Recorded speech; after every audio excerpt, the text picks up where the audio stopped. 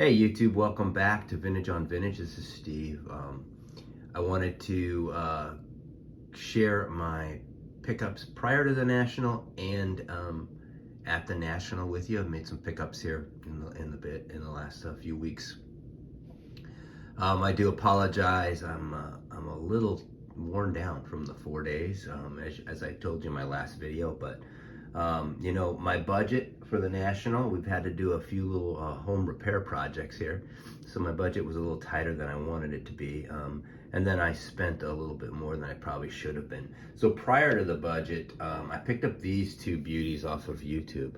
So I picked up this 1976 Robin Yount in a 7.5, and it's a second year Yount. I just think it's a gorgeous card. I want to say I picked this up in the 20s, mid 20s for this card. You can't even grade it for that, so I was pretty excited about that. I also picked up this 81-82 Kareem in an 8, and I think I picked that up in the low 20s at $21, $22. It's just a classic Kareem pose. You know, I love the card. I've been picking up what I consider to be cheaper but solid slabs. I found that I can find some stuff in the 7 to 8 range that's affordable, so love that one. I also had a doctor's appointment in an area I don't normally go to, and I Googled, of course, a card shop from on my way home, and I found these two beauties, and this they cut into a little bit of my National budget. There's this 1972 Bobby Orr, which I just think is a gorgeous, gorgeous card. I've been wanting, I don't have any Bobby Orr in my collection. I've been wanting to add a Bobby Orr for a while. You know, there are a lot of people that will tell you this guy is the best hockey player that ever lived. And he was an amazing, amazing hockey player. And I was really excited to add this one, because I've been looking for this card for a while, and I thought it was pretty good. I think I paid like $70 or $75 for this one, and I'm happy to get it. The other big one I saw there is this 1955 Henry Aaron. So it's a second year Henry. I had just picked one up about 2 months ago that I shared that had damage on the back. It had a lot of wear here on the back. This one didn't. You know, they wanted, I think he wanted like $275 for this. And, you know, I was out in the car driving away with just the Bobby Orr when I thought to myself, what are you doing? You know, that's a nice card. So I went back in and I offered them $250, and they took it. And I was pretty excited to get this card. I mean, it's a second year Aaron with no real major issues. So that one, you know, took a little bit of my budget away. Excuse me. And then on Thursday, I was able to make it to, on Friday, I was able to make it to the National. Half day, I got there around 1 o'clock. Took my daughter's boyfriend, Jeremy, and we started walking around, and we kind of went our separate ways. He was looking at stuff, I was looking at stuff. And I got a phone call from Theo Clemente collector. And I had told Theo before, you know, one of the things I was looking for was a mid-grade Harmon Killebrew. I was looking for something in a 4 range that wouldn't break the bucket, break the bank, I'm sorry. And Theo and I walked the floor for quite a bit, saw a couple cards I think he and Matt ended up picking up. And then he was with me when I bought this beauty, and it is the Harmon Killebrew rookie card, 55, in a 3, in a PSA 3. And if you look carefully, there's a small crease up here in this corner. But outside of that, I mean, the coloring is really strong. I looked at a lot of cards, and they were Killebrew cards, and anything in this quality or above, they were looking for, you know, in the neighborhood of $300 to $400. And they wanted $175 for this. I offered them $150, and they took it. And loved picking this one up. And then, you know, the idea that I got to pick it up with Theo, it even makes it that much better. So thanks, Theo, for helping me find this one. This one is one of the cards I did want to get. potentially seek out at the National, and I found this one. And then Theo went to meet up with Matt to look at his cards, and I ran into John P. John P. Collects, and John is a great guy. I enjoy his channel, and we spent the rest of the afternoon, excuse me, we spent the rest of the afternoon walking the floor, talking ball cards, talking baseball, and it was just a total blast. And I picked up 3 or 4 more cards with him. So the first card I picked up, I was really excited to pick up this beauty, is this K-line. This is a 59, I believe it is, Al K-line. And this is just a stunningly beautiful card. It's centered really well. It's the white letters, but it's centered really well. It's got a beautiful, beautiful coloring on it. I think I paid $70 for this card, but it's a sharp, sharp K-line. So I was excited to add that one that day. And then I went and I picked up a Jerry Rice rookie card. That was another card I wanted to look for. Trying to find one that wouldn't break the budget. This one, you can tell it's a little off left to right and top to bottom. So it's not a perfect card. I think it might grade in the 7 range if you're lucky. I saw another card that was probably a little sharper after I bought this, but they wanted a little more for it. So I wanted a Jerry Rice rookie in my collection, and I got one. So,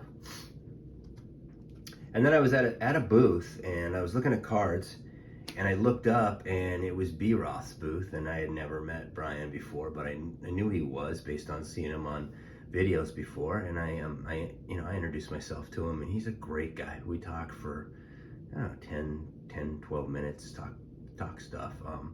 And what I picked up at his booth is this 1970 Topps Glossy of O.J. Simpson, which is just a beautiful card. This is, technically this was his rookie year, right? His Topps rookie came out this year, and then there's this card with just the beautiful coloring on it. Maybe just a little bit of staining on the back, but I'll tell you, the story here is I saw this card at the antique mall, the same one I picked up my Maze Redmond, and I just picked up the Maze, so I didn't want to spend any more money that day. And I thought about it, and by the time I went back, it was gone. And then I saw this at Brian's table, and he gave me a really good price on this, and I picked this one up. So thank you, Brian. It was a pleasure meeting you, and I'm really excited to take this Simpson home. And then on my way out, I guess I was still thinking about Theo at Clemente Collector, because I saw a stack of 54 cards, and when I was looking through it, I saw this Dick Groat, and I know he's a huge Dick Groat collector and fan, and this is just a stunningly beautiful card. Like it, I love the coloring, I love the centering on that. It's a great looking card. I think I picked it up for $10, so I was excited to add that. And that was my first day. I want to say thank you again to John P. Collects. John had a great time walking the floor with you, and I look forward to doing it again in Michigan. We both, he lives in Michigan, and I spent a lot of time up in Michigan, so I'm looking forward to getting together again and looking at cards. And then today, Sunday, I had dropped my youngest daughter off at the airport, and I had some time before my oldest daughter had to go. So I went back to the National, and I walked the floor alone because I hadn't seen it all. I mean, I was only there for 4 hours, and anybody who was there will tell you you don't see anything for 4 hours. And I was looking for some solid but cheaper pickups, and here are the ones I got. The first card I picked up is this 1962 Ernie Banks.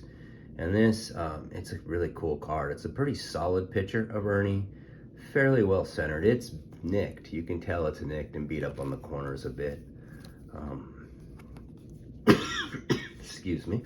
I want to say that I paid $15 for this card. And I don't have a lot of Ernie Banks in the collection, so I was happy to add Ernie.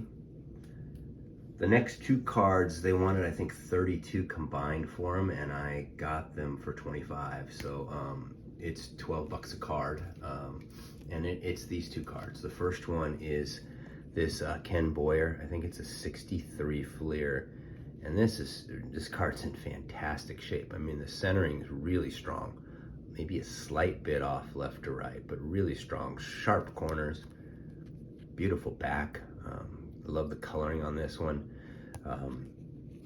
I have this card already, but the one I have has ink mark on the back. So, and I saw this, and I just couldn't resist it. I think Ken Boyer is a really underrated ball player who, you know, deserves to be in the Hall of Fame, and I think ultimately he might get there. You know, he won an MVP. I think he was a 10-time All-Star, 5-time Gold Glove. He was a fantastic third baseman in his generation, and I loved picking up this card. The other card I picked up with him was this 1968 Frank Robinson. You know, I ended up paying $12.50 each for both of those cards, and this is a really nice looking picture of Frank. It's pretty well centered. The corners are pretty good. There's a little bit of softness in both of these corners, but